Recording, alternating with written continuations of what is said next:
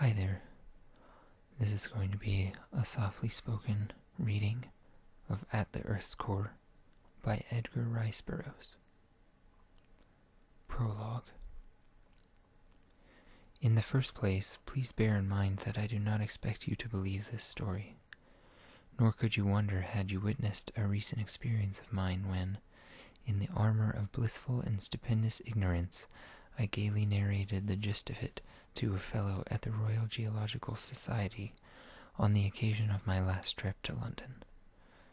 You would surely have thought that I had been detected in no less a heinous crime than the purloining of the crown jewels from the Tower, or putting poison in the coffee of His Majesty the King. The erudite gentleman in whom I confided congealed before I was half through.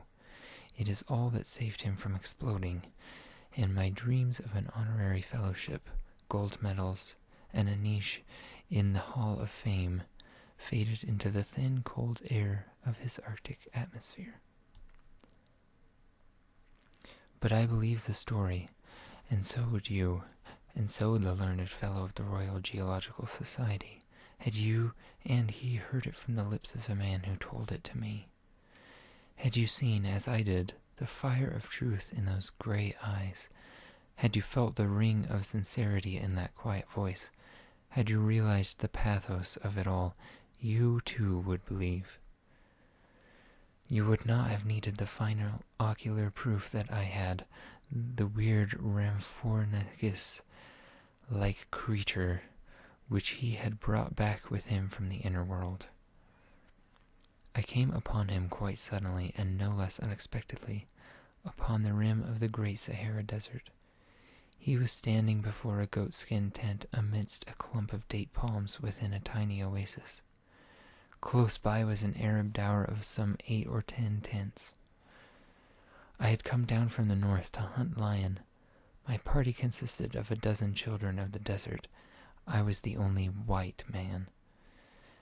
As we approached the little clump of verdure, I saw the man come from his tent and with hand-shaded eyes peer intently at us. At sight of me he advanced rapidly to meet us. "A white man," he cried. "May the good Lord be praised. I've been watching for you for hours, hoping against hope that this time there would be a white man. Tell me the date. What year is it?"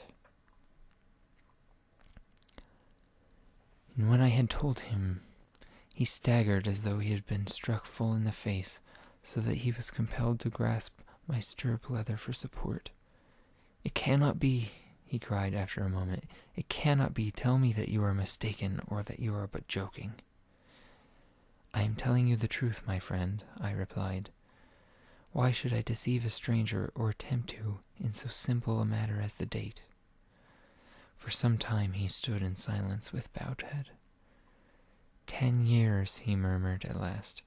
10 years, and I thought that at the most it could be scarce more than one. That night he told me his story, the story that I give you here, as nearly in his own words as I can recall them.